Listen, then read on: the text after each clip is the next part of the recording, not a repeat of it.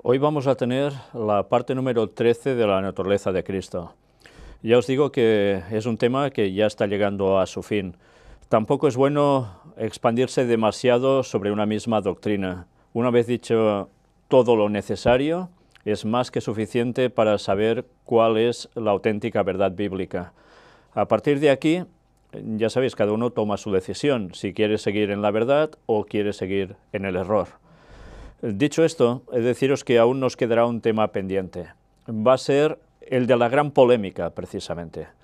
Y tiene que ver con esos escritos que aparecieron a través de dos pastores adventistas, Waggoner y Jones, de los cuales Ellen White llegó a hablar muy bien en un principio, cuando trataban el tema de la justificación por la fe en el Congreso de Minneapolis de 1888. Aparte de tener un discurso muy elocuente en lo que estaban diciendo, y muy acertado, Ellen White le dio su aprobación, a la Iglesia le costó bastante tiempo llegar a aceptar todo eso. Ellos posteriormente también tuvieron una serie de escritos en el cual fallaban en un punto. Gracias a Dios que Ellen White lo dejó muy claro. Por desgracia, ese punto ha seguido, o ha servido, mejor dicho, para que muchas personas se cierren en él y prefieran seguir en ese parámetro en vez de seguir profundizando en la auténtica verdad. Ya sabéis que ellos tristemente terminaron apartados de la fe. Y hubo un punto que fue clave para todo esto, y era precisamente este, el que trataba de la naturaleza de Cristo. Todo eso lo veremos en el próximo tema, si Dios quiere, donde ya vamos a mostrar claramente las cosas como son.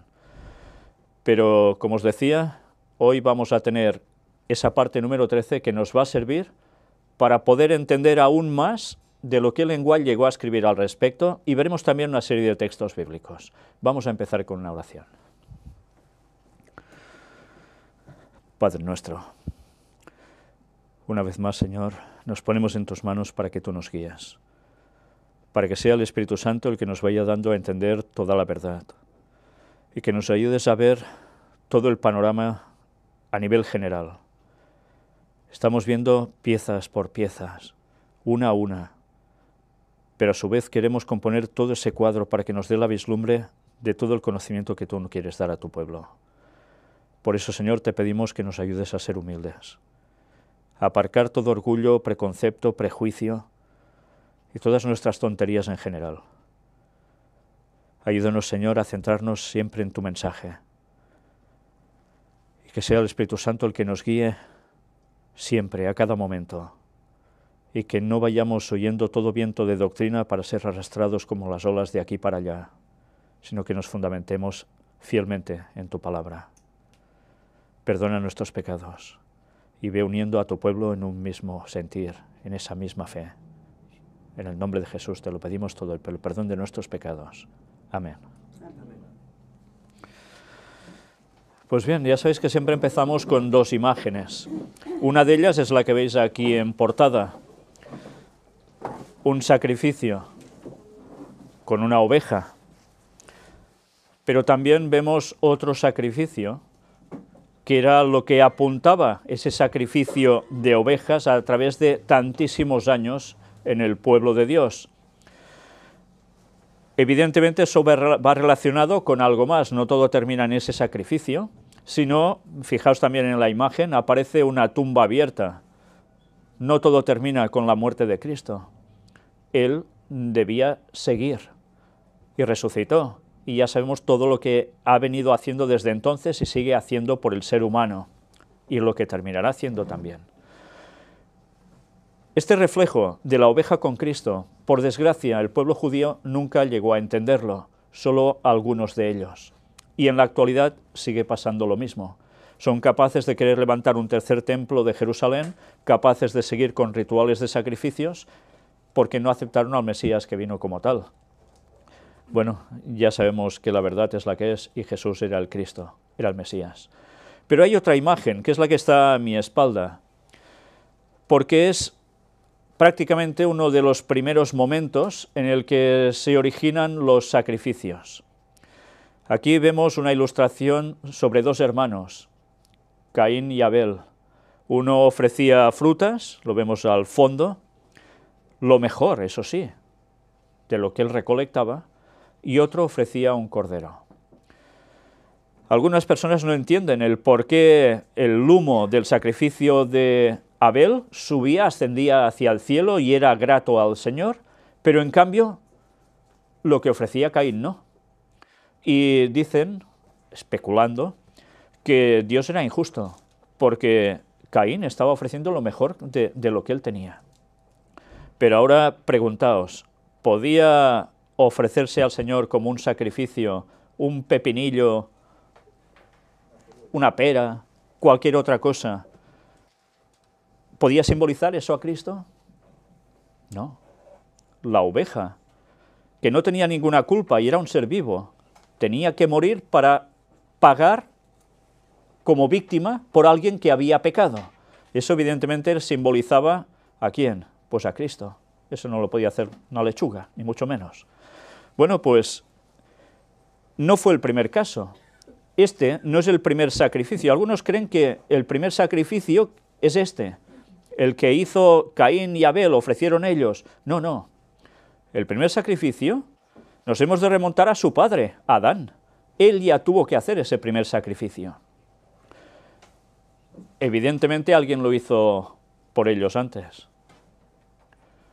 ¿Quién vistió con pieles de cordero también al ser humano? Fue Jesús mismo. Por tanto, ya tuvo que sacrificar para poder ofrecer. Pero fijaos, Adán, Abel, ¿y cuántos más hicieron esos sacrificios a lo largo de tantísimos años? ¿Sabéis? Vamos a leer algo en las citas de Lenguay que tienen que ver con esto. Y tienen que ver con la naturaleza de Cristo a su vez. ¿Por qué? Pues ahora lo veremos. Vamos a adentrarnos primero con un texto bíblico que nos servirá para asentar bases. Se halla en Filipenses capítulo 2, versículos del 6 al 8 y nos dice: el cual, siendo en forma de Dios, no estimó el ser igual a Dios como cosa a que aferrarse, sino que se despojó a sí mismo, tomando forma de siervo, hecho semejante a los hombres. Y estando en la condición de hombre, se humilló a sí mismo, haciéndose obediente hasta la muerte, y muerte de cruz. Una vez más, el texto es claro. Jesús es al que hace referencia aquí. Era igual a Dios porque era Dios. Tenía forma de Dios, claro, porque era Dios. Pero se despoja de todo ello y se convierte en la semejanza de un hombre, como si fuera un hombre. Y a partir de aquí, ¿qué hace? Estando en esa condición, se humilla a sí mismo. ¿Por qué se humilla a sí mismo Cristo? Porque deja todo lo que es su gran soberanía en el cielo y pasa a ser un vulgar humano, un hombre más entre tantos. ¿Y dónde además? ¿En una casa rica? No, todo lo contrario. Y pasando penurias. Por tanto, se humilla a sí mismo. Esto es algo que, ¿cómo podemos llegar a entender? Siendo quien era, que fuera capaz de hacer eso. Pero además dice que fue obediente hasta la muerte. Por tanto, no pecó nunca. ¿Y qué muerte? La cruz. La cruz, en el fondo, ¿qué simbolizaba? El altar de los sacrificios. Por tanto, allí tenía que ser expuesto él en la muerte. Bueno, pues ahora vamos a adentrarnos también en esta lectura que aparece en Review and Herald, en español, el tomo 2, que son escritos que veis que van de 1867 a 1873, y nos vamos a centrar concretamente en el capítulo 32 de este libro. Y habla del primer advenimiento de Cristo. Fijaos, ¿cuándo se escribe esto? 17 de diciembre de 1872.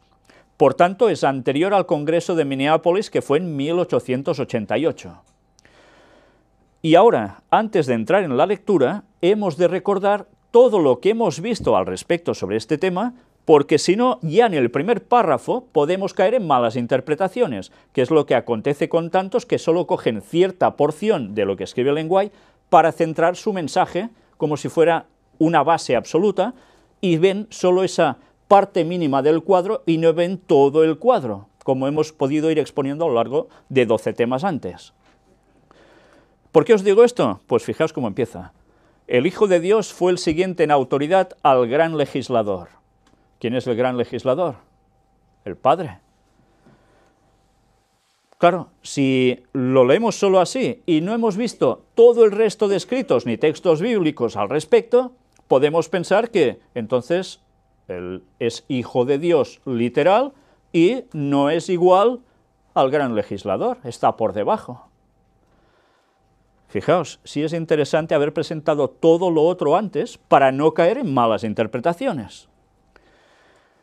Él sabía que su vida sola podría ser suficiente para rescatar al hombre caído.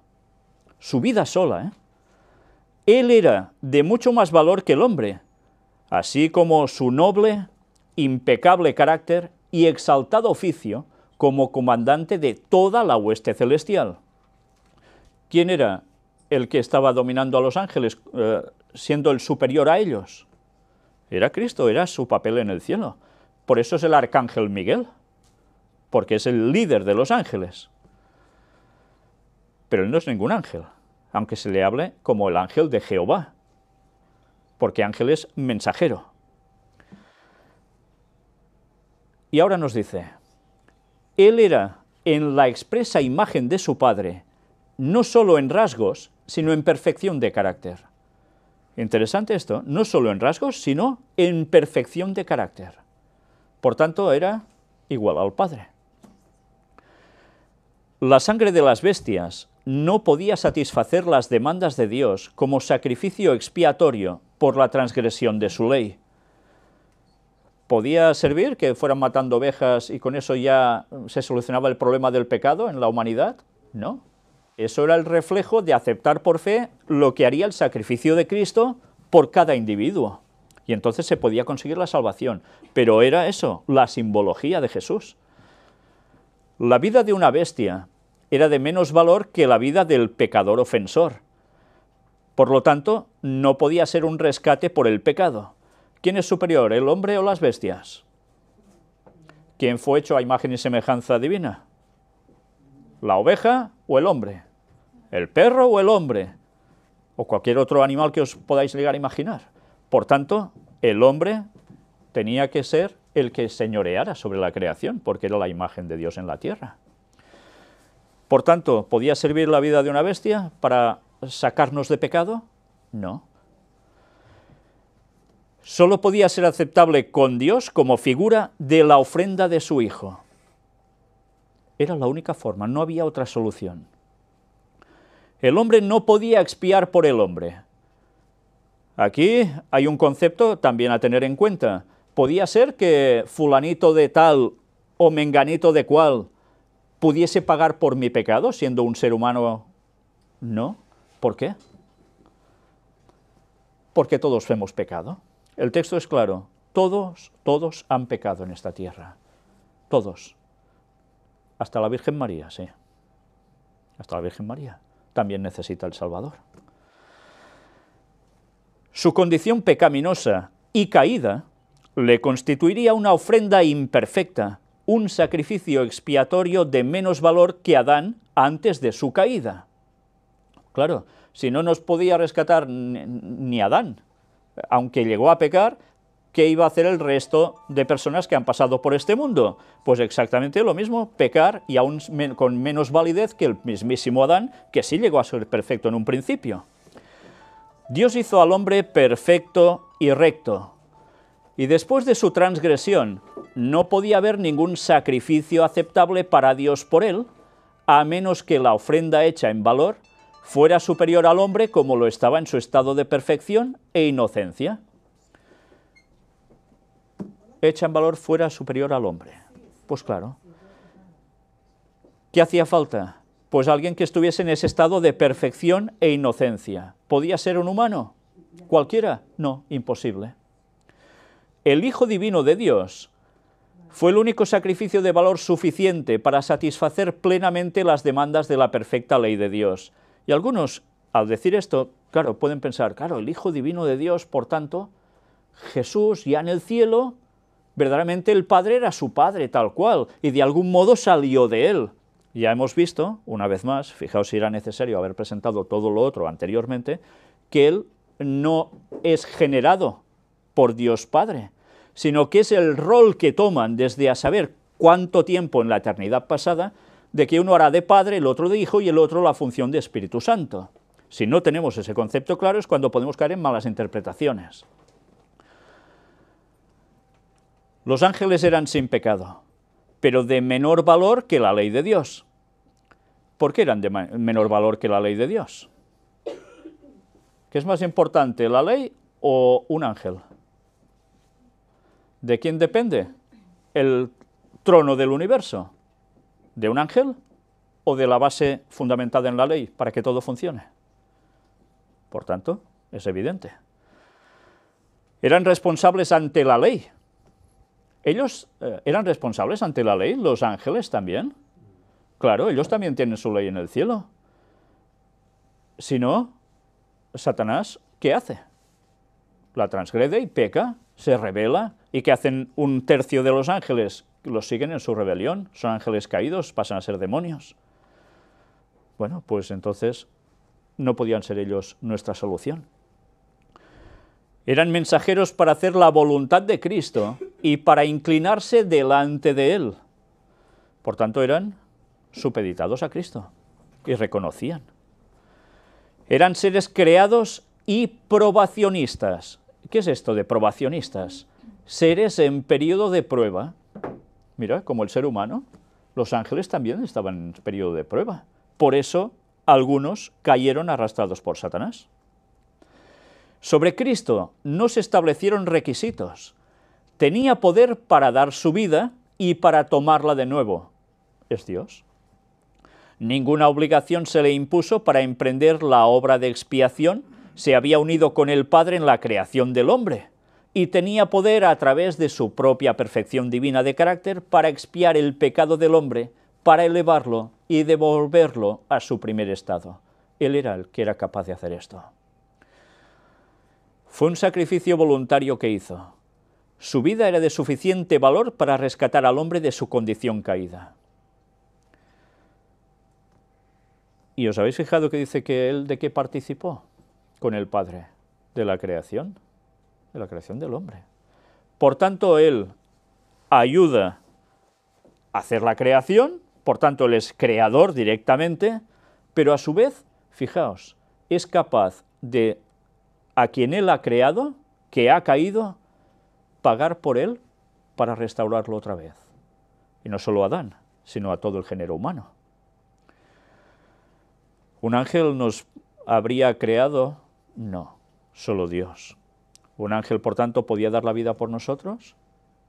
La podía dar, pero no serviría de nada. El Hijo de Dios era en la forma de Dios, y él pensó que no era un robo ser igual a Dios.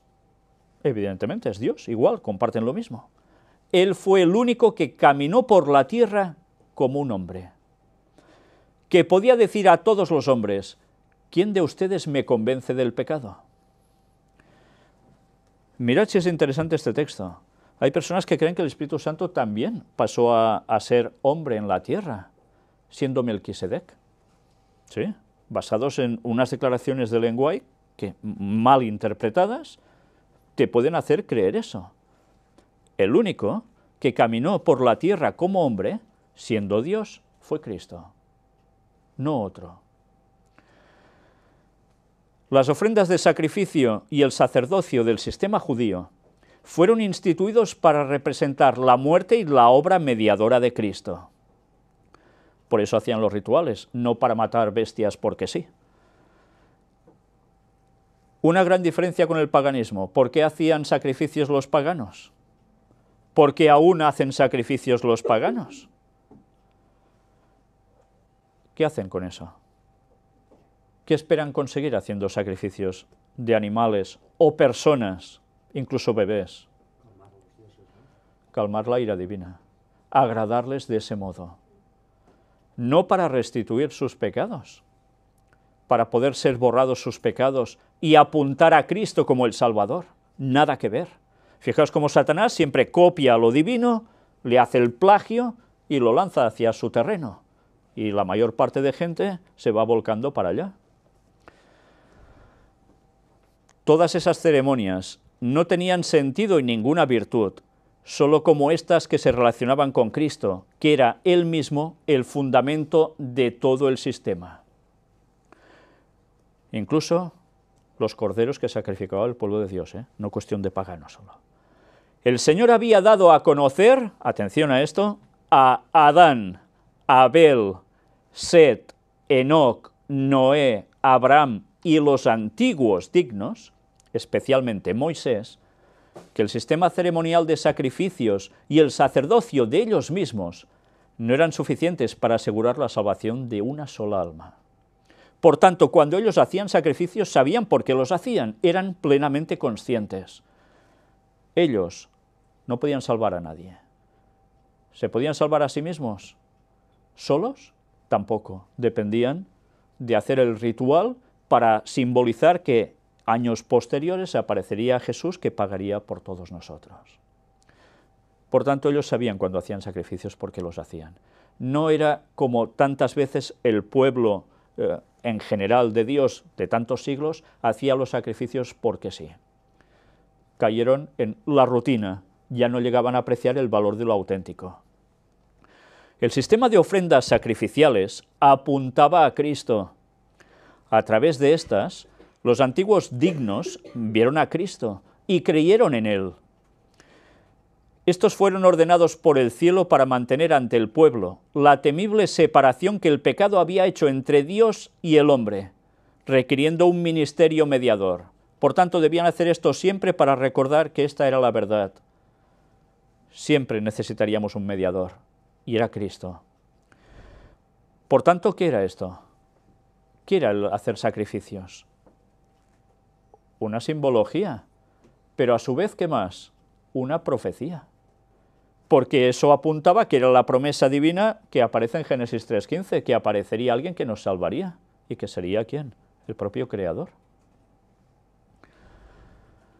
Por medio de Cristo, la comunicación que fue cortada por la transgresión de Adán fue abierta entre Dios y el pecador arruinado. ¿Eso lo podía hacer cualquier ser humano con tendencia al pecado que cayera? Evidentemente no. Pero el sacrificio infinito que Cristo hizo voluntariamente para el hombre sigue siendo un misterio que los ángeles no pueden comprender plenamente. Si no lo entienden ellos, ¿cómo lo vamos a entender nosotros, no? El sistema judío era simbólico y debía continuar hasta que la ofrenda perfecta tomara el lugar del figurativo, o sea, de Cristo, sustituyendo al Cordero. ¿Recordáis qué pasó cuando Cristo muere en la cruz? Sucede algo. En esos momentos había alguien que estaba haciendo un sacrificio también, ¿no? Sí, en el templo. Porque no habían aceptado que Jesús era el Mesías. Y en el mismo instante en que Cristo está expirando en la cruz, mientras el cuchillo está por degollar a la oveja del sacerdote, ¿qué sucede?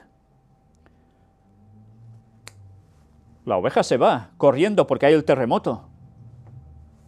Ya no hacía falta seguir oficiando sacrificios.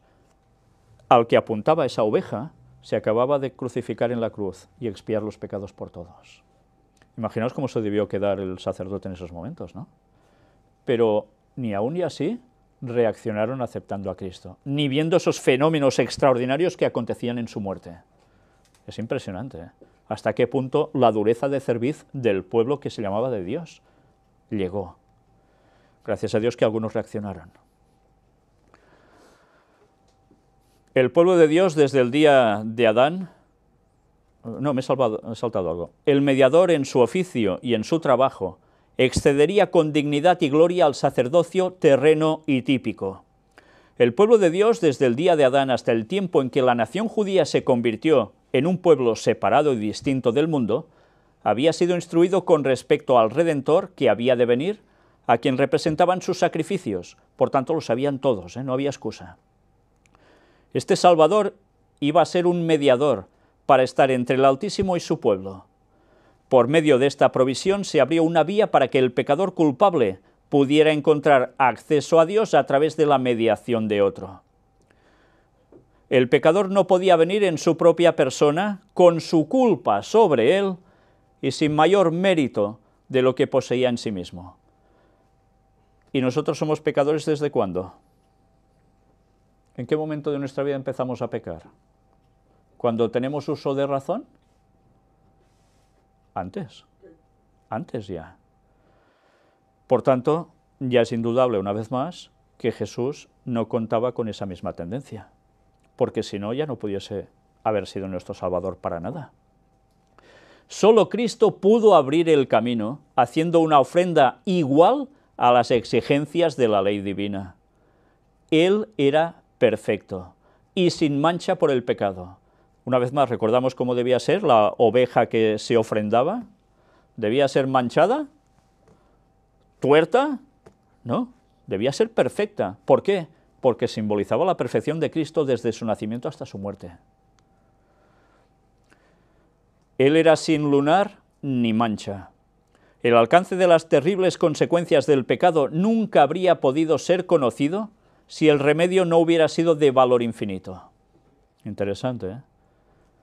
Solo a través de esto se podía mostrar la magnitud de la causa del pecado y de ese valor infinito de lo que Cristo ha hecho por nosotros. La salvación del hombre caído fue obtenida a un precio tan inmenso que los ángeles se maravillaron y no pudieron comprender plenamente el misterio divino de que la majestad del cielo, igual a Dios, debía morir por la raza rebelde. ¿Recordáis la escena como la describe Ellen White? Hay una reunión cuando el hombre ha pecado entre Dios Padre, Dios Hijo, y los ángeles están a la expectativa. Saben que están reunidos porque Cristo entra a la gloria del Padre.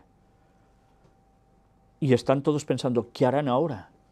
Y cuando esa reunión termina, Jesús sale y les dice a los ángeles el plan de salvación para el hombre, que ya estaba preparado desde tiempos eternos en el pasado, pero allí se revela. Y ella describe que aún y sabiendo que se tenía que hacer eso, había esa tensión entre el Padre y el Hijo, porque eso tenía que suceder, ya lo sabían ellos como Dios, pero era el Padre reticente a hacer esto, y Jesús se ofreció definitivamente, tenía que pasar por ello, no había otra esperanza de salvación para la humanidad. Y cuando sale y le dice esto a los ángeles, que Él es el que tiene que pagar con su vida, haciéndose humano, morir en la cruz, pasando todo lo que tenía que pasar, la reacción de los ángeles, ¿cuál fue? Ah, sí, pues nada, vete, vete. En absoluto. Decían, ¿cómo vas a hacer esto? Y ellos se ofrecían para poder suplantar el papel que Cristo debía hacer por nosotros. Y Cristo les dice que solo Él podía hacer esto, nadie más, ningún ángel, ni el más elevado de todos. En consecuencia, Cristo viene a la tierra.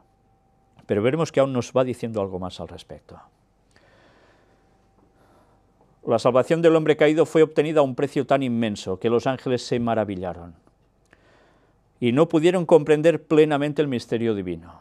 Y nosotros a veces queremos comprender el misterio divino y queremos que nuestra razón llegue absolutamente a todo. Y hay momentos en que nuestra mente es la que es y no podemos percibir más. Y si ni los ángeles que no eran caídos con la perfección que tienen no llegan a entender aún del todo, ¿cómo lo vamos a entender nosotros? Esta fue la recepción que recibió el Salvador al llegar a un mundo caído. Interesante lo que nos dice ahora, ¿eh? Imaginaos, Jesús ahora ya viene para encarnarse. Dejó su hogar celestial, su majestad, sus riquezas y su alto mando, y tomó sobre sí la naturaleza del hombre, para salvar a la raza caída. En vez de glorificar a Dios por el honor que les había conferido al enviar a su Hijo a semejanza de carne pecaminosa, dice, a semejanza, ¿os habéis fijado? De carne pecaminosa, por tanto en apariencia como cualquiera de su época, pero en apariencia. ¿Y qué sucede? Dándole un lugar en sus afectos, no parecía haber descanso ni seguridad para el niño Salvador. ¿El niño ya nace en qué situación? Pues una situación que al poco de nacer ya se lo quieren sacar de encima, lo quieren eliminar. Satanás, a través de Herodes, quiere ejecutar a Jesús, no sabe exactamente cómo encontrarlo, ¿y qué decide hacer? Pues matar a los niños de 2 años menores, todos. ¿Y qué hicieron José y María? Con el incienso, el oro, el incienso y la mirra, que les llevaron los famosos magos de Oriente, con eso huyeron a Egipto y gracias a eso sobrevivieron ese tiempo en Egipto. Y cuando nació Jesús, ¿se encontró que iba al Hotel Palace? ¿Que allí iban a tenerlo? ¿O a la mejor residencia hospital? No. No sabían ni dónde podrían estar y tuvieron que ir a un pesebre entre animales allí puesto. Y allí nació. Y era la majestad del cielo. Es impresionante. Bueno, pues ni descanso ni seguridad para el niño. Durante toda su vida fue así, y ya desde antes de su nacimiento. Satanás iba por él, porque sabía que se jugaba el todo. Jehová no podía confiar en los habitantes del mundo a su Hijo, que vino al mundo para que por su poder divino pudiera redimir al hombre caído. Por tanto, ¿nosotros tenemos poder divino para redimir al hombre caído? No, no podemos. Por tanto, Jesús, ¿cómo venía? ¿Igual que nosotros? Semejante, no igual. Mirad si el cuadro siempre lo hemos de ver entero, y no por porciones solo, porque si no caemos en extremismos, en doctrinas falsas, y ya sabéis que un error nos lleva al otro y finalmente a la perdición. El que vino a traer la vida al hombre recibió de los mismos que él vino a beneficiar los insultos, el odio y el abuso. Qué fuerte, ¿eh? El mismo Creador, el mismo que viene a salvarlos, y ¿cómo se lo plantean? Haciéndole todo lo peor. Es impresionante, cuando lo piensas dices que Jesús pasara por todo eso, siendo quien era. Es que es para estar dándole gracias por la eternidad. Pero qué poco meditamos en todo esto, ¿eh? Qué poco. Dios no podía confiar en su amado Hijo con hombres mientras llevaba a cabo su obra benévola para su salvación y exaltación final a su propio trono. No podía confiarlos a los hombres. Él envió ángeles para atender a su Hijo y preservar su vida hasta que su misión en la tierra fuera cumplida y él moriría por las manos de los mismos hombres que él vino a salvar. Qué fuerte, ¿eh? Qué fuerte. ¿El ser humano podía ser suficiente para preservar la vida del Hijo en la tierra? Fijaos cómo Dios siempre va interviniendo y cómo va solucionando los problemas para que Jesús no muera, pues a través de los ángeles, haciendo mover a unos aquí, a otros allá. ¿No hizo ir también a José a Egipto con María y el niño? Siempre los ángeles estuvieron preservándolo. Esto ha terminado aquí. Creo que es un capítulo que realmente es para estar meditando en él y para aclarar los conceptos una vez más sobre todo lo que hemos visto. Tomó la naturaleza humana, sí, pero no con la tendencia al pecado. Y eso ya va siendo hora que todos lo tengamos claro, porque de lo contrario estamos mintiendo. Sabéis, por desgracia, antes os lo decía al inicio, Waggoner y Jones, esos dos famosos pastores, tomaron esa tendencia e hicieron esos escritos. Y hay personas que creen que como Ellen White aprobó lo que decían sobre eso, ya también era sobre lo otro. Y no, señores, eso no fue así. Y debemos conocer la historia y debemos comprobar en los escritos a ver dónde está la verdad. Y evidentemente la verdad es lo que hemos presentado en todos estos temas. No hay duda de ello. Al menos que uno quiera tenerlas porque sí, por supuesto. Vamos ahora a una serie de textos bíblicos que nos hablan precisamente de Hijo de Dios, de Cristo como tal. Mateo 8, del 28 al 29 nos dice: Cuando llegó la otra orilla, a la tierra de los Gadarenos, vinieron a su encuentro 2 endemoniados que salían de los sepulcros, feroces en gran manera, tanto que nadie podía pasar por aquel camino. ¿Os imagináis a dos endemoniados así? ¿Que nadie se puede acercar a ese camino porque los destrozan? Y clamaron diciendo: ¿qué tienes con nosotros, Jesús, Hijo de Dios? ¿Has venido acá para atormentarnos antes de tiempo? ¿Por qué dicen eso los demonios? O los endemoniados, pero que de hecho quien habla son los demonios dentro de esas personas. ¿Has venido acá para atormentarnos antes de tiempo? ¿Qué saben los demonios que les debe acontecer? Que van a ser atormentados y van a ser eliminados. Ellos lo saben, pero saben que ese no era el momento, porque eso era la primera venida de Jesús, y ellos saben que Jesús debía regresar, por lo tanto se debía ir primero. ¿Qué tienes con nosotros, Jesús, Hijo de Dios? Ellos sabían que Jesús era Hijo de Dios. Lo tenían muy claro. Por desgracia, hay otros que creen que Jesús era solo un ser humano, un gran maestro. Pues era mucho más que eso. Y los demonios lo reconocieron. Marcos 1, versículo 1. Principio del Evangelio de Jesucristo, Hijo de Dios. No hay duda, era Hijo de Dios. Marcos 5, del 1 al 7. Vinieron al otro lado del mar, a la región de los Gadarenos. Y cuando salió él de la barca, enseguida vino a su encuentro de los sepulcros un hombre con un espíritu inmundo, que tenía su morada en los sepulcros, y nadie podía atarle, ni aun con cadenas. Aquí nos da detalles distintos, nos habla solo de uno, y nos dice que además no se le podía ni atar con cadenas. ¿Cómo puede ser eso? ¿Por qué no se le podía atar con cadenas? Porque si se le ataba con cadenas, ¿qué pasaba con las cadenas? Las despedazaba. ¿Esa fuerza es natural en un ser humano? Evidentemente no. Eso es una fuerza demoníaca, en este caso.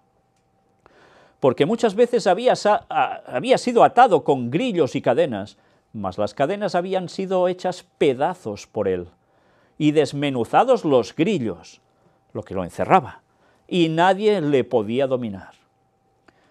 Y siempre de día y de noche andaba dando voces en los montes y en los sepulcros e hiriéndose con piedras. ¿Os imagináis esa escena? ¿Imagináis que pasáis por allí de noche, cerca de esos sepulcros, de ese cementerio, y oís eso, con sonidos guturales? Y que vieseis que encima se va hiriéndose él mismo con piedras. Qué distinta es cuando una persona está llena del Espíritu Santo o está llena de demonios. ¿Cómo cambia? Mientras uno es para beneficio del ser humano, el otro es para todo lo contrario. Y mirad cómo acontece ahora, aquí nos lo describe aún distinto. Cuando vio pues a Jesús de lejos, corrió y se arrodilló ante él. ¿Quién es el que hizo eso? ¿El ser humano, el endemoniado o el demonio que había en él? ¿Sí? ¿Era el ser humano? Y clamando a gran voz dijo: ¿qué tienes conmigo, Jesús, Hijo del Dios Altísimo? Te conjuro por Dios que no me atormentes. Por tanto, ¿quién hacía que ese hombre se arrodillara? El demonio. Porque ese demonio reconocía a Jesús como Hijo del Dios Altísimo. Y aún siendo quien era, de transgresor de la ley de Dios y de rebelión, porque luchó en el cielo este demonio como tontos otros, y reconocía a Cristo como Hijo de Dios y se arrodillaba ante él. Es impresionante. Lucas 3, 21 y 22. Aconteció que cuando todo el pueblo se bautizaba, también Jesús fue bautizado, y orando, el cielo se abrió, y descendió el Espíritu Santo sobre él en forma corporal, como paloma, y vino una voz del cielo que decía: Tú eres mi Hijo amado, en ti tengo complacencia. Fijaos que hasta en ese momento queda claro ya desde el momento de su bautismo que él era el Hijo amado, el que era enviado para salvarnos. Y mirad en qué momento, en el bautismo. Verdaderamente el bautismo fue un momento de inflexión en la vida de Cristo, porque es el momento en que Él abre toda su vida al ministerio absoluto sobre el mundo durante 3 años y medio. Ya dejaba de trabajar como carpintero ya dejaba de hacer su función en casa. A partir de ese momento, él debía dar el mensaje a todos los que podía. Y esa voz reafirmó, él no era alguien que se bautizaba uno más, como todo el pueblo. Él era distinto. Y por eso hubo esa manifestación especial. Pero qué curioso, ¿eh? Todo el pueblo se bautizaba. ¿Por qué todo el pueblo se bautizaba? Y Jesús va y hace lo mismo. ¿Por qué? Evidentemente había alguien que hacía que el pueblo se bautizara. ¿Y quién era? Era Juan Bautista, el segundo Elías. ¿Y hacía que se bautizaran? ¿Por qué? Porque debían llevar su vida a Cristo. Y cuando aparece Jesús, que se quiere bautizar, él dice que no es digno ni de desatar las correas de su zapato, de sus sandalias. No es digno ni de eso. Y Jesús dice que quiere ser bautizado también. ¿Por qué? ¿Qué falta le hacía a Jesús si no había pecado? Si él se sumergía en el agua y salía, no se borraba ningún pecado en su vida. Pero en cambio, dijo que era necesario hacer eso. ¿Para qué? Para que nosotros tomásemos su ejemplo. Por tanto, todos debemos pasar por las aguas del bautismo. Pero esas aguas del bautismo deben conllevar también que el Espíritu Santo haya hecho esa labor dentro, como lo hacía con ese pueblo que se iba a bautizar porque alguien les estaba dando el mensaje.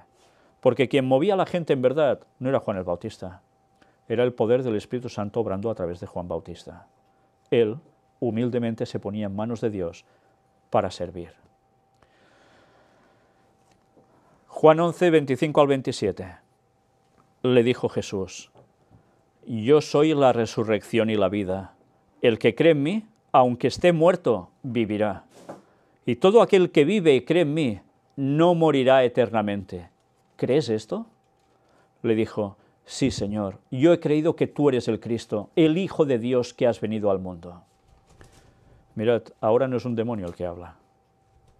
Es alguien que aceptó el mensaje y creía que verdaderamente era el Hijo de Dios que había venido al mundo. La gente podía tener evidencias, la gente podía saberlo. Por desgracia muchos querían ignorarlo y muchos lo despreciaron, lo llevaron hasta la cruz. Pero eso debía pasar. ¿Para qué? Para que pudiésemos ser salvos todos. Salmo 2, 6 y 7.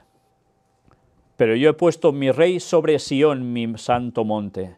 Y yo publicaré el decreto. Jehová me ha dicho, mi hijo eres tú, y yo te engendré hoy.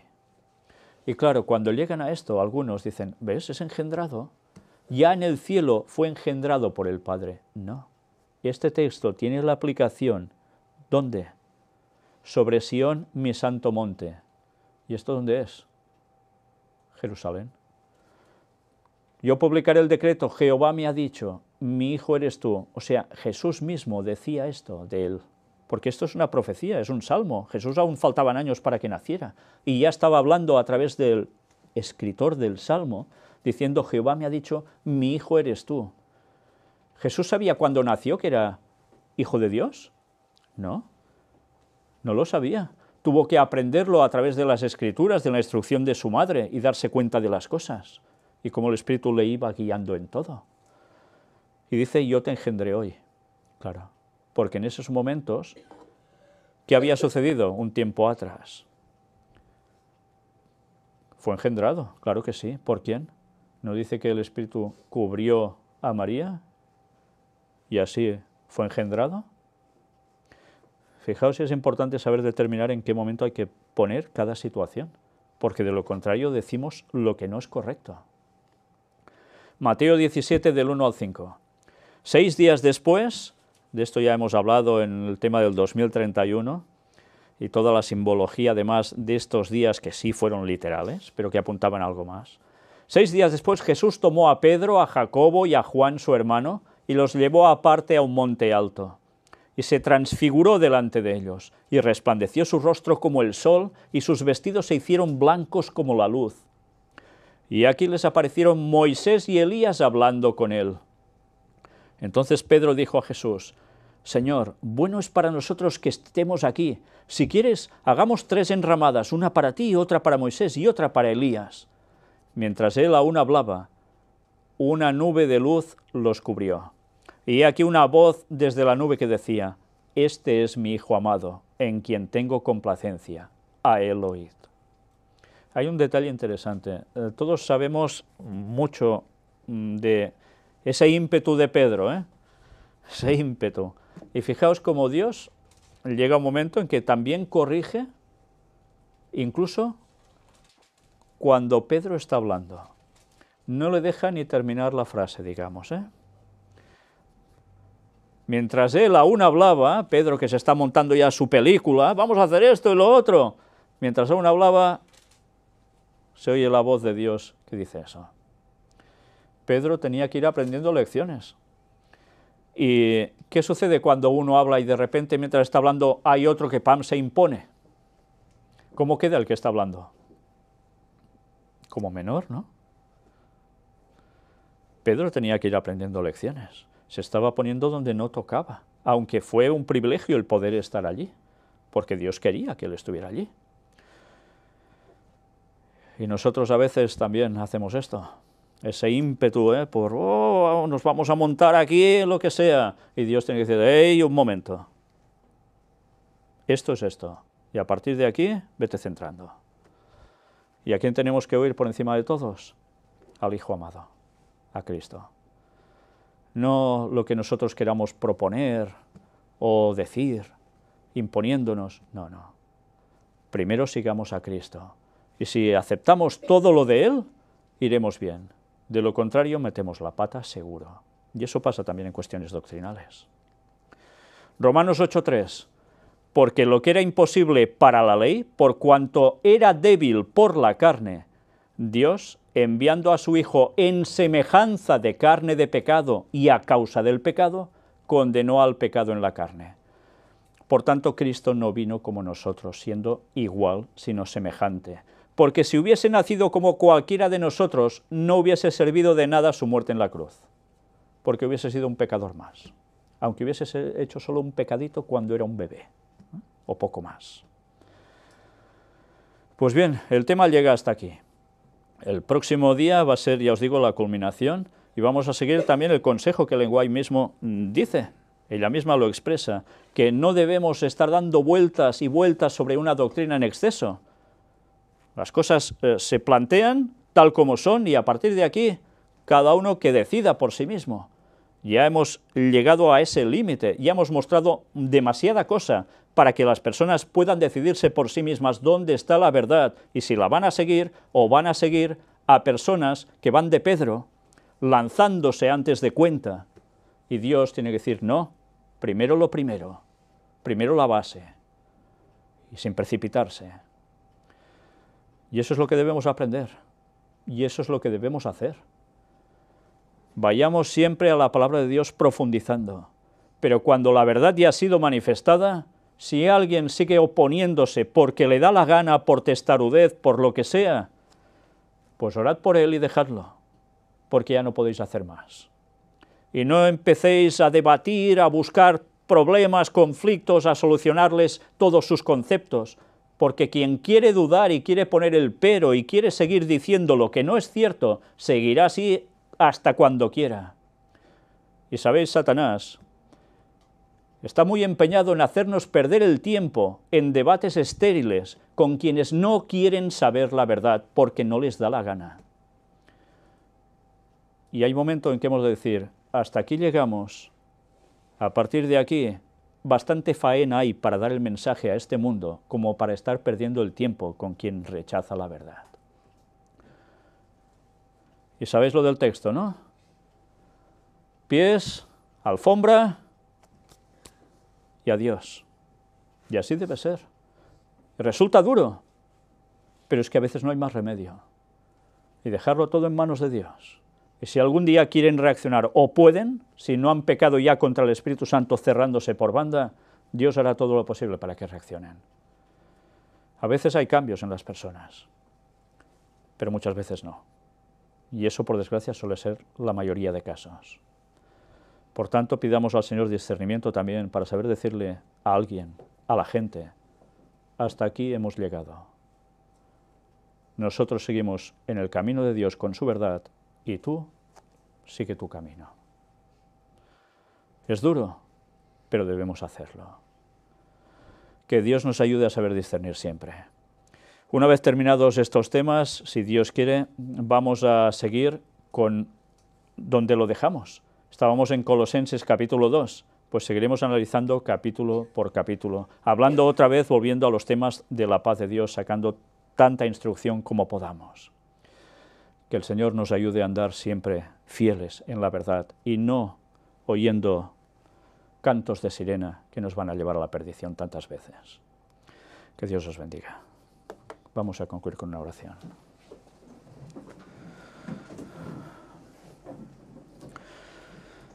Padre nuestro, Señor, te agradecemos porque tu palabra siempre es muy clara. Y a veces sí que es cierto que hay cosas que nos pueden confundir.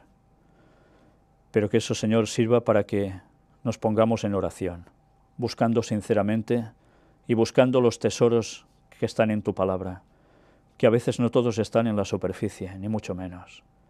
Y hemos de ahondar, hemos de profundizar en ese conocimiento y hemos de buscar para que además pidiendo la guía del Espíritu Santo podamos conseguir encontrar estos tesoros, podamos disfrutarlos y podamos compartirlos. Que esa riqueza que genera tu palabra, tu sana doctrina, sirva para encauzarnos siempre, para poder obtener la salvación, y no para engreírnos, no para creernos superiores a nadie, sino para poder dar con más fuerza el mensaje de salvación auténtico, para que Satanás no genere confusión en ninguna mente y pueda apartar a muchos de ti. Ayúdanos a ser fieles centinelas, fieles atalayas, los guaita, los que guaitan, los que miran, los que vigían, para poder discernir siempre, en cada momento, lo necesario y dar tu mensaje a tu pueblo, cueste lo que cueste. Cuida de todos los tuyos en todo el mundo. Bendícenos, perdona nuestros pecados. En el nombre de Jesús te lo pedimos todo. Amén. Amén.